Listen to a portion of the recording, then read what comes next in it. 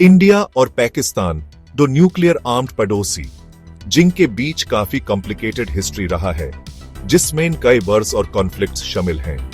यह हिस्ट्री झगड़ों और भरोसे की कमी से भरी हुई है, जो आज भी दोनों देशों के रिश्ते को प्रभावित करती है। यह पुरानी राइवलरी साउथ एशिया में फौजी कंपटीशन का एक बड़ा रीजन है, जहां दोनों देश अपनी मिलिट्री को मजबूत बनाने में लगे हुए हैं। दोनों कंट्रीज ने अपनी आर्म्ड फोर्सेस को मजबूत बनाने में काफी पैसा लगाया है, ताकि कोई हिपोथेटिकल जुंग हो तो दूसरे से आगे निकल सके। इंडिया ने अपने डिफेंस बजट को लगातार बढ़ाया है, जबकि पाकिस्तान भी अपनी तरफ से कोशिश कर रहा है। यह वीडियो इंडिया और पाकिस्तान मिलिट्री स्ट्रेंथ्स का कंपैरिजन करेगा और उनकी कैपेबिलिटीज में बड़े डिफरेंसेस को हाईलाइट करेगा। हम देखेंगे कैसे दोनों देश अपनी मिलिट्री को मॉडर्नाइज कर रहे हैं। एडवांस्ड फाइटर जेट से लेकर फॉर्मिडेबल टैंक्स तक इंडिया ने अपनी मिलिट्री को मॉडर्नाइज करने में काफी प्रोग्रेस की है। इंडियन एयरफोर्स के पास अब नए और एडवांस्ड एयरक्राफ्ट हैं, जो उसकी एयर सुपीरियरिटी को बढ़ाते हैं। देश की इंडिजिनस डिफेंस इंडस्ट्री ने भी मोमेंटम पकड़ा है, कटिंग एज हथियार बना रही है और फॉरेन सप्लायर्स पे डिपेंड कम हो रहे हैं। यह सेल्फ रिलायंस इंडिया के डिफेंस सेक्टर को और मजबूत बनाता है। दूसरी तरफ पाकिस्तान आउटडेटेड मिलिट्री टेक्नोलॉजी और कम डिफेंस बजट की प्रॉब्लम्स फेस कर रहा है। ये चैलेंजेस यस की मिलिट्री कैपेबिलिटीज को लिमिट करते हैं। ग्लोबल पावर्स के साथ इंडिया की स्ट्रेटेजिक पार्टनरशिप्स उसकी मिलिट्री पावर को और बढ़ाती हैं। ये पार्टनरशिप्स इंडिया को एडवांस टेक्नोलॉजी और ट्रेनिंग प्रोवाइड करती हैं। यूनाइटेड स्टेट्स, रशिया, फ्रांस और इजराइल जैसे देशों के साथ कोलैबोरेशन से एडवांस टेक्नोलॉजी और इंटेलिजेंस शेयरिंग मिलती है, जो इंडिया की मिलिट्री को और भी पावरफुल बनाती है। पाकिस्तान के अलायंसेस हैं, लेकिन वो इंडिया के स्ट्रेटेजिक नेटवर्क जितने बड़े और स्ट्रांग नहीं हैं। चाइना और सऊदी अरेबिया के साथ उसके रिश्ते जरूरी हैं, पर उनका इम्पैक्ट लिमिटेड है। इंडिया और पाकिस्तान के बीच मिलिट्री स्ट्रेंथ या फर्क रीजनल बैलेंस ऑफ पावर के लिए इंपॉर्टेंट है। यह फर्क साउथ एशिया में पावर डायनामिक्स को डिफाइन करता है। इंडिया की बढ़ती मिलिट्री माइट यूज अपनी बॉर्डर्स के बाहर पावर प्रोजेक्ट करने और ग्लोबल अफेयर्स में ज्यादा असर्टिव रोल लेने में मदद करती है। इंडियन नेवी का ग्लोबल प्रेजेंस भी इसको सपोर्ट करता है। पाकिस्तान अपनी मिलिट्री लिमिटेशंस की वजह से अपने बड़े पड़ोसी के साथ पेस रखने में मुश्किल फेस कर रहा है। ये लिमिटेशंस उसकी स्ट्रेटेजिक कैपेबिलिटीज को भी प्रभावित करती है। डिफेंस प्रोडक्शन में सेल्फ रिलायंट बनाने के लिए इंडिया की कमिटमेंट ने इंप्रेसिव रिजल्ट्स दिए हैं। यह कमिटमेंट न सिर्फ मिलिट्री स्ट्रेंथ को बढ़ाता है, बल्कि देश की इकोनॉमी और टेक्नोलॉजिकल एडवांसमेंट्स को भी सपोर्ट करता है। देश की इंडिजिनस डिफेंस इंडस्ट्री ने कई एडवांस्ड मिलिट्री हार्डवेयर डेवलप किए हैं, जो इसकी बढ़ती टेक्नोलॉजिकल प्रोग्रेस को दिखाते हैं। ये हार्डवेयर न सिर्फ देश की सुरक्षा को मजबूत करते हैं, बल्कि ग्लोबल मार्केट में भी अपनी पहचान बना रहे हैं। एक शाइनिंग एग्जाम्पल है हेल तेजस, एक supersonic multi role fighter jet, जो इंडिया में डिजाइन और मैन्युफैक्चर किया गया है।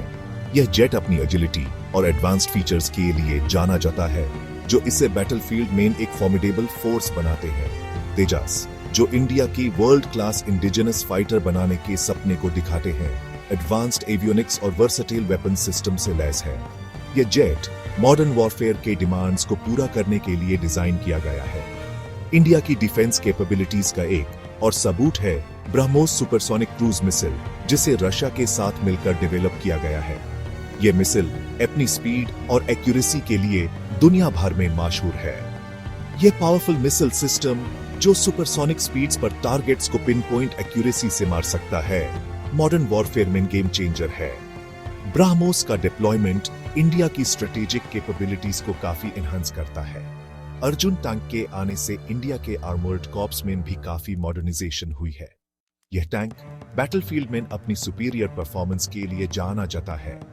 यह indigenous tank advanced armour protection और फायर पावर से लैस इंडिया की ग्राउंड कम्बैट कैपेबिलिटीज को काफी बढ़ाता है। अर्जुन टैंक का इंक्लूजन इंडिया की मिलिट्री स्ट्रेंथ को एक नया डिमेंशन देता है। ये एग्जाम्पल्स इंडिया के फॉरेन सप्लायर्स भी डिपेंडेंस काम करके ग्लोबल डिफेंस इंडस्ट्री में एक लीडिंग प्लेयर बनने के पैशन को दिखाते हैं। यह इनिशिएटिव्स देश की सेल्फ रिलायंस और इनोवेशन को भी प्रमोट करते हैं। इंडिया के इंडिजिनस डिफेंस प्रोग्राम्स की सक्सेस न सिर्फ उसकी मिलिट्री कैपेबिलिटीज को मजबूत करती है, बल्कि उसकी इकोनॉमी और टेक्नोलॉजिकल सेल्फ रिलायंस को भी बढ़ाती है। ये प्रोग्राम्स देश के लिए एक सस्टेनेबल और प्रॉस्परस फ्यूचर का रास्ता बनाते हैं। जैसे जैसे इंडिया रिसर्च एंड डेवलपमेंट में इन्वेस्ट करता रहेगा, उसकी डिफेंस इंडस्ट्री और ग्रोथ और इनोवेशन के लिए तैयार है। रीजनल मिलिट्री पावर के रूप में उसकी पोजीशन को और मजबूत करेगी। ये इन्वेस्टमेंट्स देश की लॉन्ग टर्म सिक्योरिटी और प्रॉस्पेरिटी के लिए क्रूशियल है। इंडिया ने बेड ग्लोबल पावर्स के साथ स्ट्रेटेजिक पार्टनरशिप्स को होशियारी से बनाया है, जिससे उसकी मिलिट्री कैपेबिलिटीज और बढ़ी हैं। यह alliances cutting edge technology, intelligence sharing और जॉइंट मिलिट्री एक्सरसाइजेज तक एक्सेस देते हैं। इंटरनेशनल एरिना में इंडिया की पोजीशन को मजबूत करते हैं। यूनाइटेड स्टेट्स इंडिया का एक की डिफेंस पार्टनर बनकर उभरा है। मैरीटाइम सिक्योरिटी, काउंटर टेररिज्म और डिफेंस ट्रेड जैसे एरियाज में कोऑपरेशन बढ़ रहा है। साल 2008 में साइन किया गया landmark Indo US nuclear deal दोनों देशों के बीच एनहांस्ड स्ट्रेटेजिक कोऑपरेशन का रास्ता खोल दिया। इंडिया रशिया के साथ भी स्ट्रॉन्ग डिफेंस टाइज मेंटेन करता है, जो एक पुराना पार्टनर है और मिलिट्री हार्डवेयर का एक बड़ा सप्लायर रहा है। दोनों देश जॉइंट मिलिट्री एक्सरसाइजेज और एडवांस्ड वेपन सिस्टम्स के डेवलपमेंट पर कोलैबोरेट करते रहते हैं। फ्रांस एक और की पार्टनर इंडिया को एडवांस्ड डिफेंस टेक्नोलॉजी का एक रिलायबल सप्लायर बनकर उभरा है। फ्रांस से रफाले फाइटर जेट्स लेने से इंडिया की एयर सुपीरियोरिटी कैपेबिलिटीज में काफी बूस्ट हुआ है। इंडिया ने इजराइल के साथ भी क्लोज डिफेंस टाइज बनाए हैं, जो डिफेंस टेक्नोलॉजी और इंटेलिजेंस गैदरिंग में अपनी एक्सपर्टीज के लिए फेमस है। Section 4 पाकिस्तान's military struggling with limitations। पाकिस्तान's military भले हाई फॉर्मिडेबल है, लेकिन इंडिया की तेजी से मॉडर्नाइजिंग आर्म्ड फोर्सेस के साथ पेस रखने में मुश्किलों का सामना कर रही है। इंडिया ने अपने मिलिट्री इंफ्रास्ट्रक्चर और टेक्नोलॉजी में सिग्निफिकेंट इन्वेस्टमेंट्स किए हैं, जो पाकिस्तान के लिए एक बड़ी चैलेंज बन गया है। कई डिकेड्स के कॉन्फ्लिक्ट और काउंटर इंसर्जेंसी ऑपरेशंस ने उसके इक्विपमेंट और कैपेबिलिटीज पर असर डाला है। ये ऑपरेशंस ने पाकिस्तान मिलिट्री को फिजिकली और लॉजिस्टिकली एग्जॉस्ट कर दिया है, जिससे उनके रिसोर्सेज और ऑपरेशनल रेडीनेस पर भी असर पड़ा है।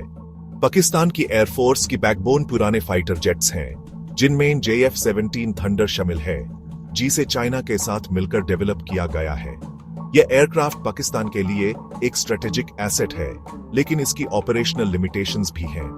भले ही एक कैपेबल एयरक्राफ्ट है, लेकिन JF-17 इंडिया के ज्यादा एडवांस्ड फाइटर्स की कंपेयर टू रेंज, पेलोड और टेक्नोलॉजिकल सोफिस्टिकेशन में लिमिटेशंस फेस करता है।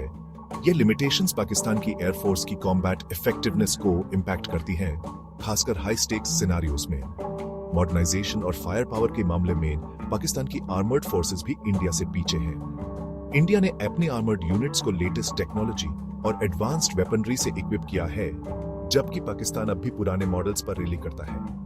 देश पुराने टैंक्स पर हेविली रिलाई करता है, जिनमें चाइनीज टाइप 59 और अमेरिकन M48 पैटर्न के अपग्रेडेड वर्जन्स शामिल हैं, जो प्रोटेक्शन और फायर पावर के मामले में इंडिया के अर्जुन टैंक से पीछे हैं। ये टैंक्स बैटलफील्ड में पाकिस्तान के लिए एक सिग्निफिकेंट डिसएडवांटेज क्रिएट करते हैं। पाकिस्तान की डिफेंस इंडस्ट्री भले ही इंडिजिनस कैपेबिलिटीज डेवलप करने की कोशिश कर रही है, लेकिन फंडिंग और टेक्नोलॉजिकल एक्सपर्टीज के मामले में कंस्ट्रेंट्स फेस करती है। ये कंस्ट्रेंट्स पाकिस्तान की एबिलिटी को लिमिट करते हैं, जो उसके मिलिट्री मॉडर्नाइजेशन एफर्ट्स को स्लो डाउन करते हैं। देश अपने मिलिट्री हार्डवेयर के लिए फॉरेन सप्लायर्स, खासकर चाइना, पर हेविली रिलाई करता है। यह रिलायंस पाकिस्तान के स्ट्रेटेजिक ऑटोनॉमी को इंपैक्ट करती है और उसके डिफेंस पॉलिसीज को भी इन्फ्लुएंस करती है। एक्सटर्नल सोर्सेज पर यह डिपेंडेंस डिफेंस प्रोक्योरमेंट में पाकिस्तान की ऑटोनॉमी को लिमिट करती है और यूज जियोपॉलिटिकल कंसिडरेशंस के लिए वल्नरेबल बनाती है। ये वल्नरेबिलिटी पाकिस्तान के स्ट्रेटेजिक डिसीजन मेकिंग प्रोसेस को भी कॉम्प्लेक्स बनाती है। इन चैलेंजेस के बावजूद पाकिस्तान मिलिट्री एक पोटेंट फोर्स बनी हुई है। सालों की काउंटर इंसर्जेंसी ऑपरेशंस से बैटल हार्डन और नेशनल डिफेंस की स्ट्रॉन्ग सेंस से प्रेरित ये रेजिलियंस और डिटर्मिनेशन पाकिस्तान मिलिट्री को एक फॉर्मिडेबल एडवर्सरी बनाते हैं, जो अपने देश की रक्षा के लिए हमेशा तैयार रहती है। Section 5 budget for defence, a tale of two strategies. India और पाकिस्तान की कॉन्ट्रास्टिंग मिलिट्री कैपेबिलिटीज उनकी डिफेंस स्पेंडिंग प्रायोरिटीज में भी रिफ्लेक्ट होती हैं। इंडिया अपनी बड़ी इकोनॉमी और एम्बिशियस मिलिट्री मॉडर्नाइजेशन प्लान्स के साथ पाकिस्तान के कंपेयर टू डिफेंस को काफी ज्यादा बजट एलोकेट करता है। रिसेंट ईयर्स में इंडिया के डिफेंस बजट में कंसिस्टेंट ग्रोथ देखी गई है, जो उसकी मिलिट्री प्रोवेस को बढ़ाने की कमिटमेंट को दिखाते हैं। इस इंक्रीज्ड स्पेंडिंग से इंडिया कटिंग एज टेक्नोलॉजी में इन्वेस्ट कर सका है, अपनी इंडिजिनस डिफेंस इंडस्ट्री को एक्सपैंड कर सका है और ग्लोबल पावर्स के साथ स्ट्रेटेजिक पार्टनरशिप्स कर पाया है। पाकिस्तान इकोनॉमिक कंस्ट्रेंट्स और कम रिसोर्स बेस के साथ अपने बजट का एक छोटा पोर्शन डिफेंस को एलोकेट करता है।